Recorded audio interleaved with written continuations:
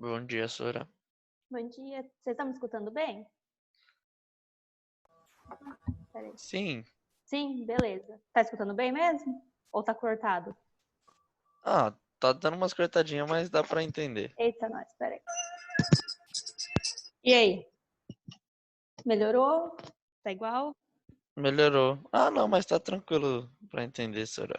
Então tá bom. Gente, eu vou deixar vocês no mudo agora no começo da aula, porque hoje é aula de revisão, né? E aí depois, conforme eu for explicando, eu tiro vocês do mudo para vocês tirarem dúvidas, tá bom? Tá bom? Beleza?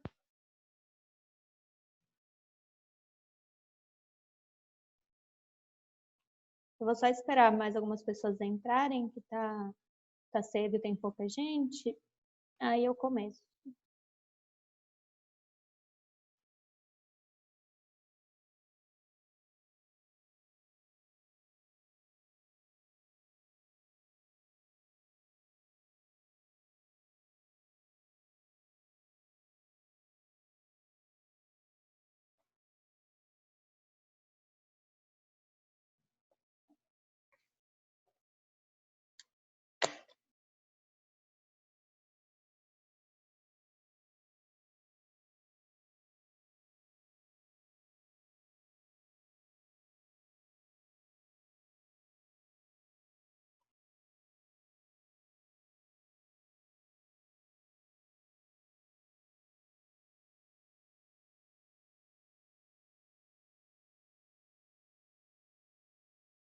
É como a próxima semana é feriado, né? Mas na próxima aula vai ser a nossa prova. Vou fazer uma revisãozinha hoje. Tem um vídeo de revisão do futurismo, dadaísmo e surrealismo no YouTube. Então eu vou focar mais nas outras três, mas vou retomar um pouco dessas também. E aí no final da aula eu abro o áudio para vocês tirarem dúvidas, fazerem colocações ou comentarem alguns dos trabalhos que eu passei, ok?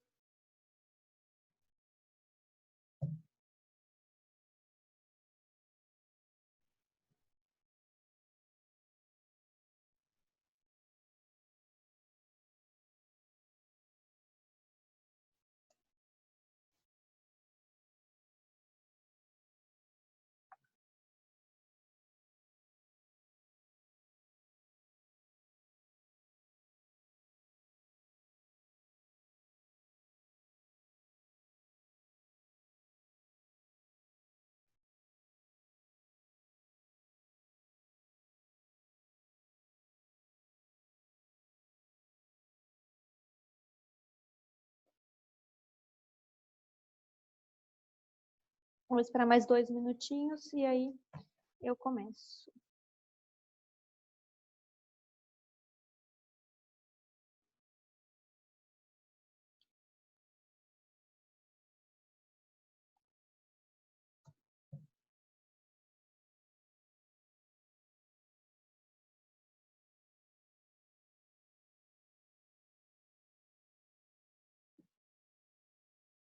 Como são muitos assuntos, né? São 6 grupos de vanguarda.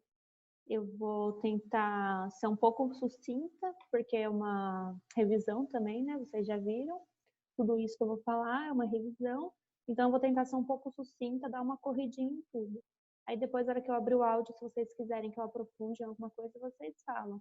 Mas como é uma revisão e é bastante coisa, né? Tudo que a gente tem visto desde o começo do ano, talvez ele acabe tomando um bom tempo. Por isso eu vou correr. Na videoaula que eu gravei sobre o futurismo, dadaísmo e surrealismo, ficou comprido, né?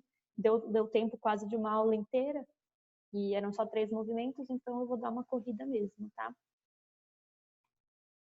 Bom, gente, eu vou começar então, ok? Tem só 8 de vocês na paciência. Eu coloquei na plataforma de vocês todos os slides que eu passo e mais esse texto aqui, ó. Coloquei para vocês na plataforma também esse texto aqui, que é um capítulo de um livro que fala um pouco sobre esses grupos, tá?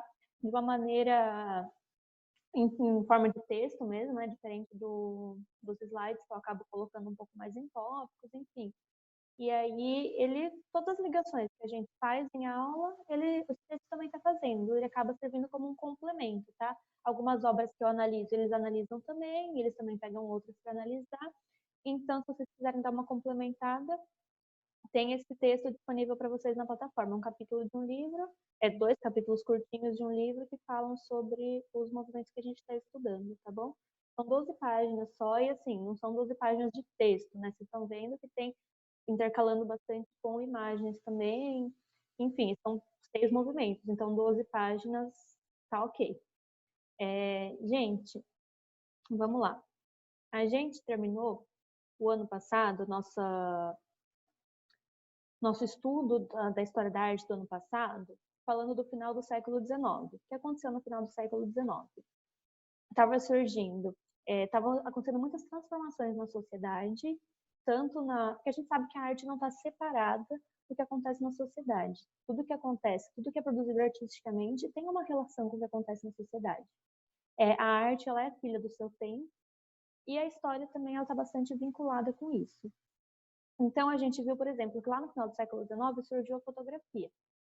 Surgiu a fotografia por acaso? Não, surgiu a fotografia também por causa das transformações tecnológicas que estavam acontecendo. Não teria surgido a fotografia se não tivesse aí um estímulo para a indústria, para a tecnologia, aumentando, tá? Então, a gente tem esse tipo de coisa vai influenciar o que está acontecendo na arte.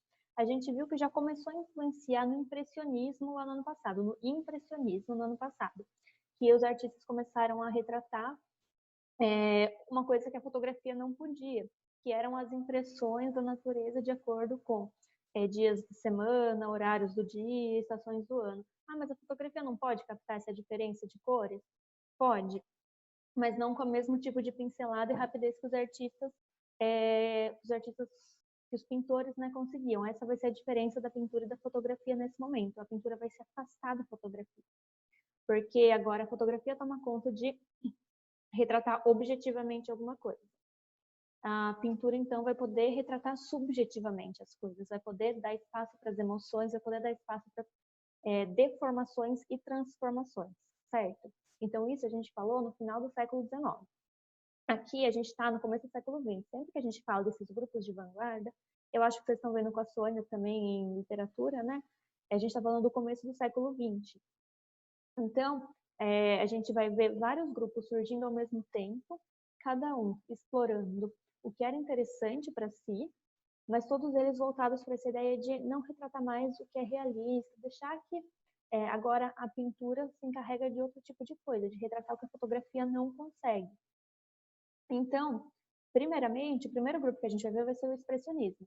A gente vai ver todos esses grupos surgindo mais ou menos ao mesmo tempo, também por causa das transformações na tecnologia que aconteciam. Então, só que a gente lista alguns para estudar primeiro, porque eles apareceram um pouquinho antes, também porque o que eles estavam propondo tinha a ver mais com o impressionismo, por exemplo, do que o surrealismo vai ter. O surrealismo está lá no final. Então, expressionismo. A ideia principal deles era justamente deixar que a pintura mostrasse sentimentos, transmitisse alguns sentimentos. Expressionismo e fauvismo vão trabalhar com o mesmo tipo de deformação. Eles vão fazer deformações nos objetos, nas figuras e nas cores. As cores não vão seguir cores realistas também, para transmitir suas emoções. A diferença. No expressionismo, a gente vai ver essas emoções mais negativas. A gente vai ver cores mais próximas do esverdeado, essas cores que causam uma repugnância, um ambiente bastante carregado, bastante cheio de coisa acontecendo, e com cenas com aspecto moralmente assim um pouco questionável. Então, por exemplo, essa pintura que eu já tinha mostrado para vocês, a gente vê as mulheres amarelas, só tem 2 mulheres aqui que têm cores mais próximas da realidade, ela que está deitada lá atrás e essa que está aqui. E a gente vê uma cabeça meio flutuante aqui, como se fosse um voyeur, como se fosse uma pessoa observando tudo isso. Por quê? Quem são essas mulheres? São mulheres, aqui no título a gente vê banhistas. Banhistas é um nome utilizado em títulos de quadro, né, em pinturas, como um eufemismo. Porque a gente sabe que elas não são banhistas, a gente sabe que elas estão num bordel, ok? E a gente vê muita coisa acontecendo. A gente vê o fundo lá do quarto lá atrás, que parece que está próximo da gente em primeiro plano, porque os artistas não estavam preocupados com ficar fazendo degradê, com mostrar o que está no fundo, da distância do que está perto, enfim. Eles não estavam preocupados com isso. Parecia que eles estavam realmente querendo evidenciar o aspecto, a planaridade da pintura. Como assim a planaridade da pintura? A gente sabe que um quadro é uma tela, certo? Ela é bidimensional, ela é só aquilo lá. Mas até então os artistas eles precisavam trazer uma ilusão na tela de que essa tela teria profundidade. Não a tela teria profundidade, mas que a cena que está ali fosse realista e tivesse sim sua profundidade. Igual a gente tem que fazer nos desenhos também. E os artistas nesse momento eles estão falando assim, não, o que tem profundidade é a vida real, a pintura é plana. Então eles não estão mais preocupados em ficar marcando muito degradê, muita luz e sombra, o que tá, mostrar que o que está no fundo está atrás. Por quê? Porque realmente uma tela é plana, não tem nada atrás da tela, certo, gente? Isso a gente vai ver em todas as vanguardas praticamente, tá? E aqui no expressionismo a gente vê principalmente então essas emoções negativas. Essa que eu mostrei para vocês também, que a gente vê 5 mulheres que parecem mulheres burguesas, parecem mulheres arrogantes, as cores também, os mesmos tons esverdeados, as mulheres parecem ser snobs, enfim. Está mostrando tudo isso de um jeito inquietante, né? Um tema, está escrito aqui, tema aparentemente ingênuo tratado de forma inquietante, porque são só 5 mulheres. É um tema não, é um tema ingênuo, um tema comum, 5 mulheres, uma cena cotidiana, ok. De uma forma inquietante. Por quê? Porque elas estão fazendo poses que mostram um pouco do lado negativo da personalidade delas, e a gente vê as deformações, todas as deformações, mostrando aquilo que o artista queria trazer. Então, deformação nas cores, e deformação, então, no que está sendo representado. As figuras mais angulosas, as extremidades do rosto alongadas de todas elas, um nariz mais pontudo, enfim, e o contraste de cor aí vai ajudando a perceber que essa é uma cena um pouco repugnante, igual essa outra cena aqui que a gente está vendo, então, que a gente acaba percebendo pelas cores, pelas expressões das pessoas, pelas poses delas, que então não são emoções positivas que o artista está querendo retratar, certo? Nem nessa, nem nessa. Já o fauvismo, eles vão partir da mesma ideia de transformação, de deformação, mas tentando trazer um aspecto positivo. Por quê? Fauvismo é um termo em francês, deriva, né, de um termo em francês que é o fauves, uma palavra em francês que é fauves, que significa feras. E essa ideia de feras é uma ideia tanto nas cores que eles utilizavam bastante cores vermelhas, bastante cores fortes, vibrantes, como naquilo que eles estavam representando.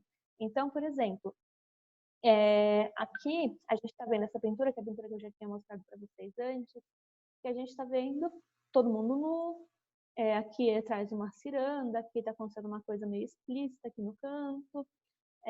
Enfim, o nome da tela é Alegria de Viver. Que tipo de alegria de viver é essa? Tá falando justamente de uma alegria carnal de viver, certo? Então, enquanto no expressionismo a gente via a sexualidade representada de uma forma mais negativa, aqui no fauvismo a gente vê, então, essa ideia da sexualidade representada de uma forma positiva, de uma forma como uma coisa a ser exaltada. Então, por isso, feras, tanto por causa das cores que eles utilizavam, como a ideia também de dar espaço para emoções mais selvagens do ser humano, emoções mais animalescas do ser humano, tá bom? Então, o fauvismo e o expressionismo trabalhavam da mesma forma, com deformações de cor e com deformações do formato das coisas. Como o fauvismo quer fazer uma coisa um pouco mais positiva, então as cores são mais vibrantes, os temas são representados de uma maneira mais otimista e as figuras são mais arredondadas. Por quê?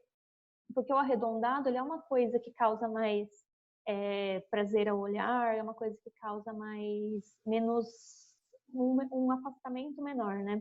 Ele acaba envolvendo mais. E isso, assim, os artistas não tiraram da cabeça deles. Porque hoje em dia a gente tem muitos estudos, hoje em dia não, né? Desde aquela época, assim, já surgiram bastante estudos de design, de composição, de psicologia mesmo, de cores e de formas, e isso tudo tem um fundo, né, científico, tem um fundo empírico, enfim. E então os artistas do cubismo, como eles queriam trazer uma coisa mais positiva, eles usavam então essas formas mais arredondadas. A gente vê, por exemplo, que a cor das pessoas aqui em primeiro plano está da mesma cor que algumas copas de algumas árvores, mostrando então essa proximidade das pessoas com a natureza. E aqui a gente vê deformação de objetos e vê deformação de cores do mesmo jeito, só que aí é para trazer um aspecto negativo, ok? Então essa é a principal diferença entre eles. Aí no cubismo, o cubismo a gente vai ter aquela ideia que eu já tinha explicado para vocês também, dos vários pontos de vista ao mesmo tempo. Então, por exemplo, aquilo que eu já tinha falado, vocês olham o estojo de um ângulo, vocês veem ele de um jeito. Aí eu estou aqui subindo o estojo, mostrando na câmera, mas eu não sei se vocês veem ele também, ou se vocês só veem a tela, enfim. Se vocês veem no ângulo, vocês estão vendo ele de lado. Se eu mudar de ângulo, vocês veem ele de frente. Se eu virar, vocês veem ele na diagonal, de trás, enfim. Isso mostra que o mesmo objeto, ele tem vários pontos de vista diferentes. A gente nunca consegue olhar para um objeto, para nenhum objeto, para nada por completo. A gente está sempre olhando só um ponto de vista. Então, a ideia deles era fazer o quê? Era mostrar, então, esses vários pontos de vista ao mesmo tempo. E eles, então, vão se apoiar num desenho mais geométrico, por isso que vai se chamar cubismo também, certo? Então, sempre que a gente vê cubismo, a gente pode ir direto no que for mais geométrico, assim. E a gente vê. Eu não sei se vocês lembram que eu mostrei no passado do Cezanne. Se der tempo, eu abro. Eu acho que não sei se vai dar tempo. Mas se der tempo, eu abro em outra aba as pinturas do Cezanne que eu mostrei para vocês ano passado, no finalzinho do ano passado. Ele fazia pinturas da natureza mesmo, só que a gente já começava a ver que a natureza dele estava se geometrizando um pouco. Então, eles vão tentar buscar os vários pontos de vista de uma maneira, claro, que a gente não vê isso tipo, perfeitinho. Como assim? Não estou vendo todos os pontos de vista, a mulher está deformada, não sei o quê. Sim, gente, essa ideia dos vários pontos de vista era o que foi o princípio do cubismo. Depois disso, eles começaram a explorar, então, essa ideia do desenho mais geometrizado mesmo, certo? Então, a gente está vendo aqui, as cores que eles utilizavam eram essas cores mais ocres, que são esses amarronzados, são essas cores puxadas, então, para tons mais atenuados. Então, o rosa sempre vai ser um rosa cinzentado, o azul sempre vai ser um azul cinzentado, nunca vai ter vermelho, nunca vai ter azulão, nunca vai ter amarelão, vai ser sempre o quê? Esses beges, tá? Esses tons amarronzados, que são cores que a gente chama de cores ocres, tá bom? Então, sempre poucas cores. Por quê? Com poucas cores a gente consegue misturar mais o que está acontecendo, que torna mais difícil de desembaralhar esse desenho. Esse aqui é só um dos desenhos que eu mostrei, que é uma das pinturas, né, que eu mostrei para vocês. Mas tem muitas outras, seguindo essa premissa. E aí, algumas é até quase impossível a gente desembaralhar esse desenho, então. Enfim, por causa das cores, que eles também, por causa, claro, da geometria, e também porque as cores, eles utilizam cores muito próximas, que acaba misturando tudo isso, certo? E esse é o cubismo analítico. O cubismo sintético, eles vão utilizar mais colagens. Aí sim, vão ter alguns tons mais fortes, porque eles vão utilizar colagem. E a colagem está surgindo nesse momento, então. Até então não se fazia colagem, até então só se fazia pintura e escultura, até esse momento. Aí com a invenção da fotografia, os artistas puderam explorar outros tipos de técnicas, certo? E a gente está vendo colagem misturando alguns elementos do próprio cotidiano do artista. Então a gente tem aqui, a gente vê nessa colagem, o fundo tem um papel de parede, certo? E aqui vocês estão vendo que essa figura aqui está formando um violão. Esse círculo no meio é aquele círculo, o buraquinho lá do meio do violão. A parte azul seria a extremidade do braço, aqui a curva do violão, enfim. E aqui, para compor essa colagem, o artista utiliza uma partitura. Então, dialogando também. Ali está refazendo o violão, está dialogando com a linguagem da música. E o nome do quadro, garrafa, partitura e garrafa não, era guitarra, está escrito errado, tá, gente? Era guitarra, partitura e garrafa de vinho. Então, a guitarra, né, que é o violão, a partitura e a garrafa de vinho, que é essa daqui, que é esse desenho aqui num papel branco, que aí é uma garrafa de vinho feita, então, em moldes cubistas, tá bom? Essa é a ideia, então, do cubismo. Eu quero saber, aqui é outro grupo do expressionismo, eu não vou focar tanto nele para não bagunçar a cabeça de vocês, tá? A gente pode acabar focando só nesse primeiro grupo do expressionismo que eu mostrei, no fauvismo e no cubismo. Vou desmutar vocês para ver se por enquanto está tudo bem.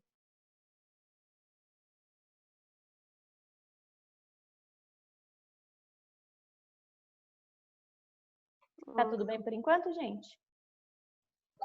Tá de boa, sim. Sim, senhor. Vocês estão acompanhando bem? Ficou alguma dúvida em alguma coisa? Se vocês quiserem que eu mostre mais figuras de algum movimento, é só vocês falarem. Não, tá Não, tranquilo. tá tranquilo, Sora. Beleza. Até porque Sora, Oi, quem chama? essa é a matéria da prova, né? Exatamente. Ah, Tá então bom, tá Gi? bom, obrigada. Ô, Sora, deixa eu te fazer a pergunta. A prova vai ser 5 questões só ou você vai fazer 10? Porque tem Então, coisa pra caramba, né? De matéria. Tem muita coisa. Mas eu vou terminar a revisão, aí esse tipo de pergunta eu deixo vocês fizerem no final, tá? Por enquanto era Tá só para bom. saber as dúvidas, tá bom? Beleza? Vou continuar.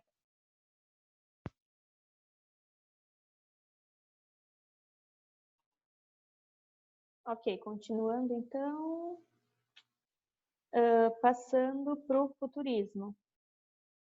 O futurismo, então, ele era um outro movimento, aí a gente está indo para a Itália. Até então a gente estava expressionismo na Alemanha, fauvismo e cubismo na França. Agora a gente está indo para a Itália. Na Itália a gente vê um contexto histórico um pouco diferente, porque a gente está perto da Primeira Guerra Mundial, em todos esses movimentos que a gente fala, a gente está perto da Primeira Guerra Mundial, e a Itália, então, ela vai estar do lado errado da guerra, né? A gente sabe que tanto na Primeira Guerra Mundial como na Segunda, eles vão acabar valorizando algumas coisas e lutando por alguns ideais meio questionáveis, né? Bem questionáveis, na verdade. Então, os artistas do futurismo, como eu falei para vocês, a arte ela é filha do seu tempo. Os artistas do futurismo eles vão estar ligados a isso também. Aqui, ó, eles vão ser bastante radicais, falando que, então, para eles poderem institucionar a arte deles, para eles poderem realmente firmar a arte do futurismo, para popularizar essa arte do futurismo, para isso eles teriam que descartar tudo que tinha sido feito anteriormente. Então, de uma maneira bem agressiva mesmo. Eles vão chamar todos os museus de cemitérios, eles vão falar que nenhuma obra que não tem um caráter agressivo pode ser uma obra-prima. Eles vão valorizar esse aspecto mais agressivo e mais destrutivo mesmo. Então, destruir realmente tudo que foi feito anteriormente para só a arte do futurismo ser valorizada. E o futurismo, ele leva esse nome porque justamente ele está valorizando tudo que está acontecendo de novo. Então, beleza da velocidade, a gente está no começo do século XX, estão surgindo os automóveis, estão se popularizando, aumentando o número de indústrias, os eletrodomésticos, por exemplo, produzidos em larga escala, enfim, tudo isso está acontecendo. Então, isso para eles, a industrialização, a velocidade, tudo isso vai ser bastante valorizado. E é o que eu já tinha falado para vocês. Não é desenhar um automóvel que está tudo certo, não, é mostrar a velocidade dele. Então, por exemplo, isso daqui que eu já tinha mostrado, que a gente vê aqui todas as espirais como se fossem a roda do automóvel girando, porque o nome do quadro é automóvel correndo. A gente não vê o automóvel correndo, a gente vê a ideia, então, dessa velocidade desse automóvel correndo. Aqui atrás, não sei se vocês enxergam, como se fossem janelinhas. Então, essa parte aqui, enfim, como se fosse realmente esse automóvel em movimento. E o que eles vão falar?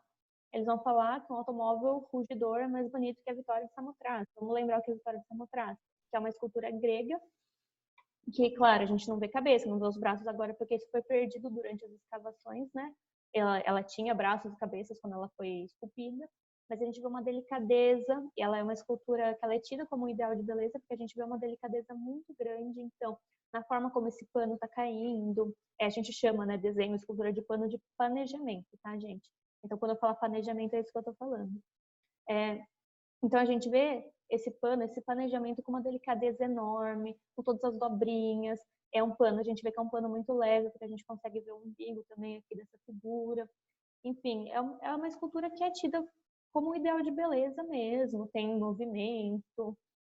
E tudo isso feito em pedra, né? Dada essa leveza, o artista, que a gente não sabe quem é, porque é uma escultura muito antiga, enfim, que foi escavada posteriormente, a gente vê a delicadeza desse artista, todo o cuidado em trazer para uma pedra.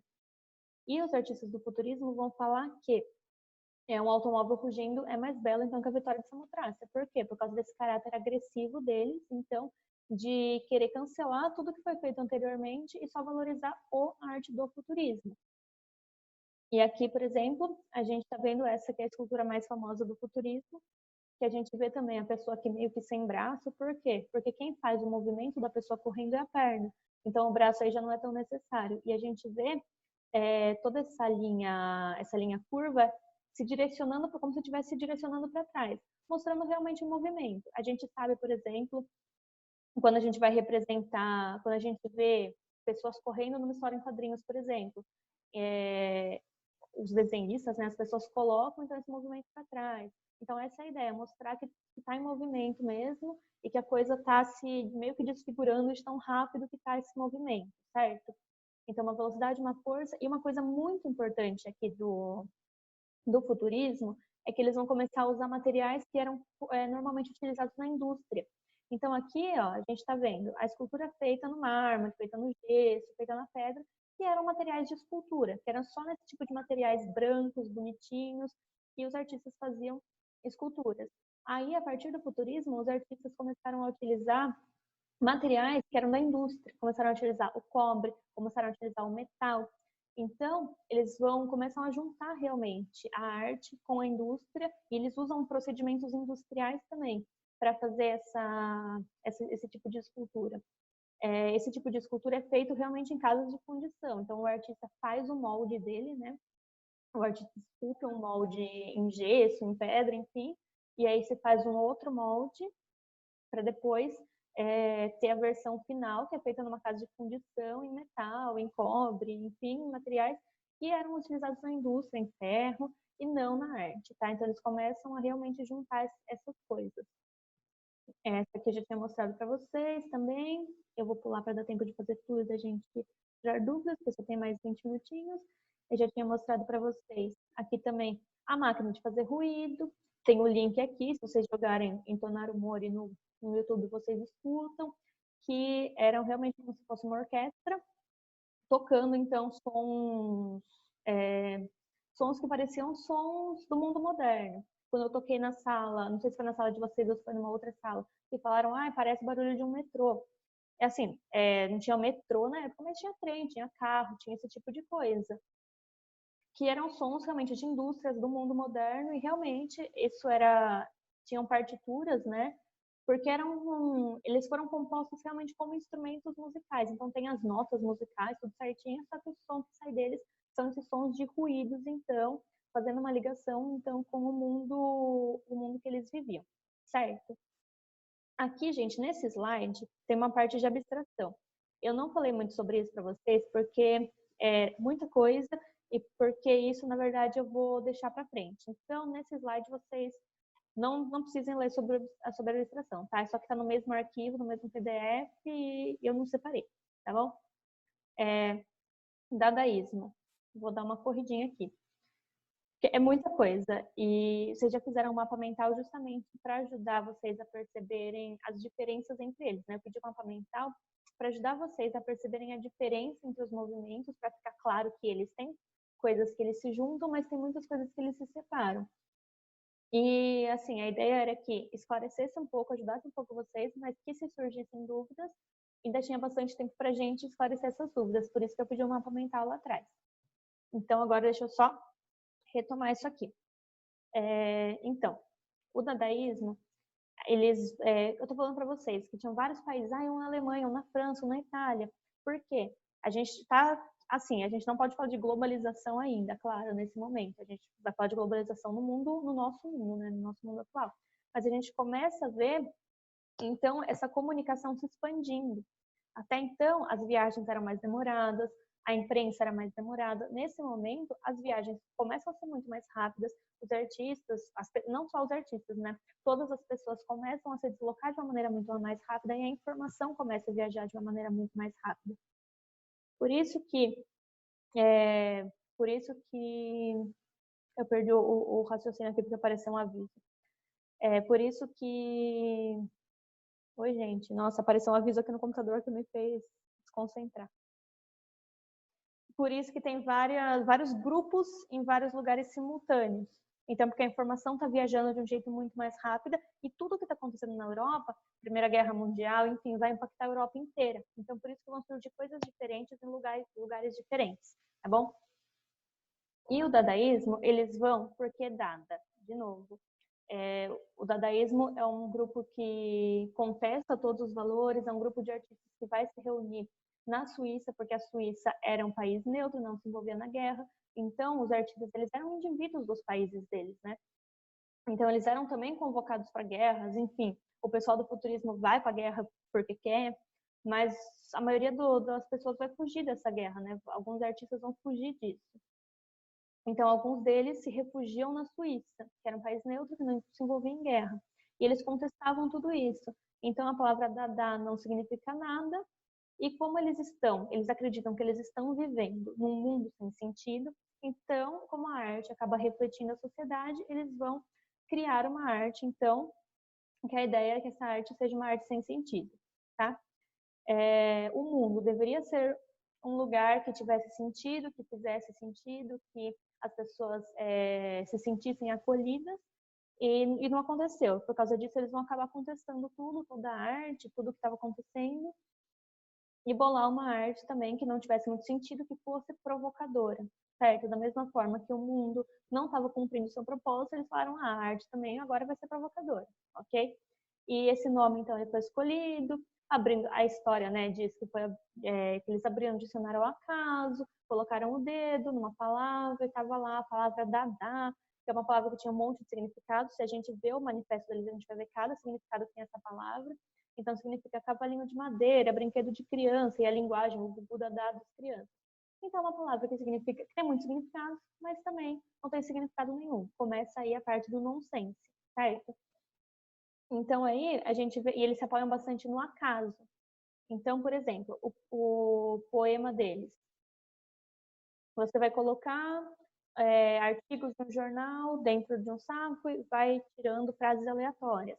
Vai formar um poema que vai ser diferente. O que eu fizer vai ser diferente do que vocês fizerem, mesmo se a gente usar o mesmo artigo de jornal, contando com a ideia do acaso.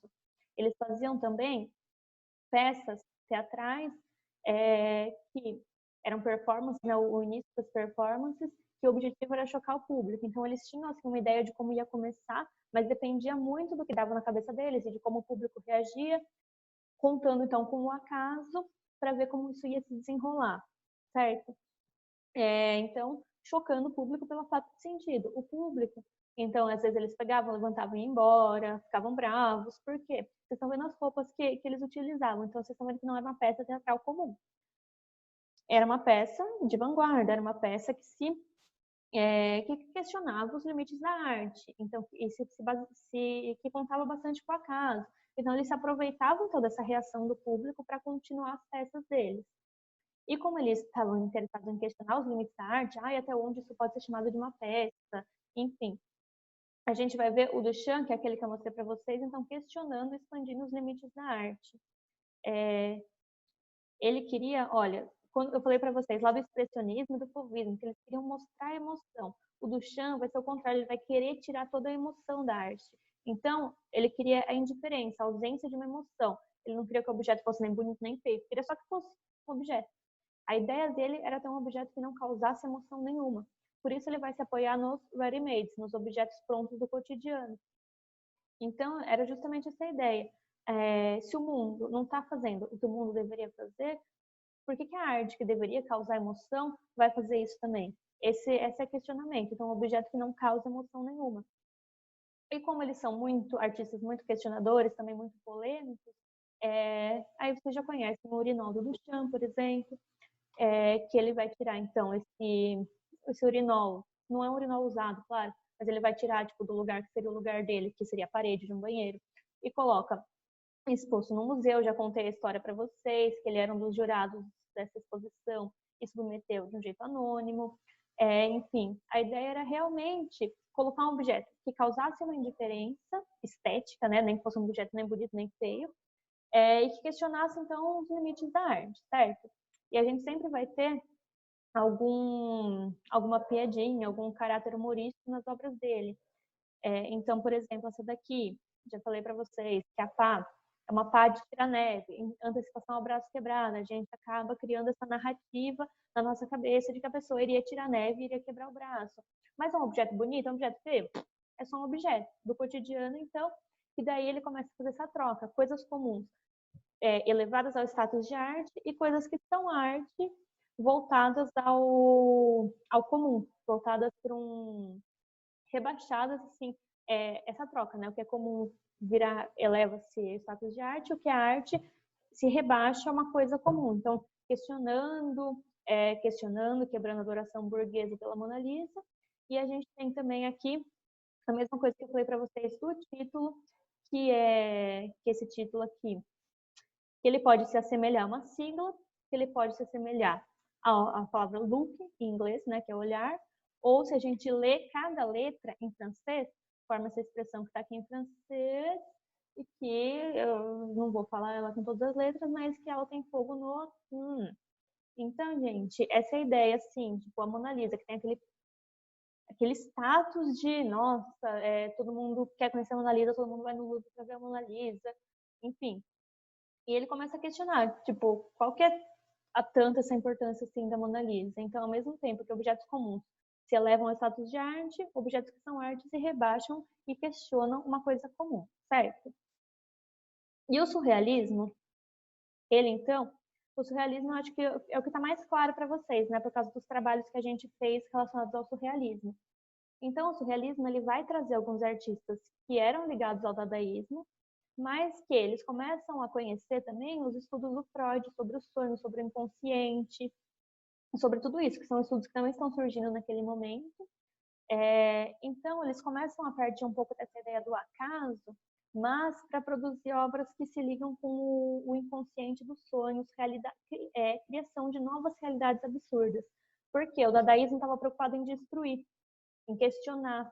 E o surrealismo, então, vai pegar esses pedacinhos que o dadaísmo destruiu e vai construir uma coisa nova. Então, eles vão pegar essa falta de sentido que era valorizada no dadaísmo e vão construir uma coisa, então, que ela se apoia na fantasia, na loucura, nos sonhos mesmo, ok? Fusão, então, dos sonhos da realidade numa surrealidade. Então, essa ideia do acaso, por exemplo, eles se apoiavam bastante na escrita automática, que acho que, não sei se a Sônia já falou para vocês, mas está mais voltada para a literatura. No caso dos artistas, os pintores, né, eles mantinham um diário dos sonhos. Então, eles acordavam todos os dias, registravam tudo que eles tinham sonhado, e aí eles pulavam realidades alternativas a partir disso. Às vezes a gente olha para um objeto, ele parece uma coisa, mas na verdade é outra. Aqui que eu já tinha falado para vocês em sala de aula sobre o Narciso, e na videoaula eu estou explicando mais na videoaula que eu publiquei nas primeiras semanas do isolamento, explicando, detalhando um pouco mais essa obra, mas a gente sempre vê coisas que parecem uma coisa, mas são outras. Isso não é um cachimbo. Não é um cachimbo, é uma pintura de um cachimbo.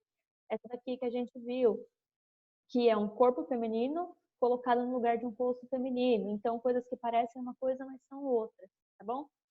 Gente, eu não sei por que tá dando que a nossa reunião vai acabar em 1 minuto, mas não era para acabar, porque agora a escola contratou o prêmio, né, o pago. Não sei o que fazer, acho que eu vou fechar a reunião e abrir de novo, para a gente poder conversar nesses 10 minutinhos que faltam, vocês poderem tirar as dúvidas, tá?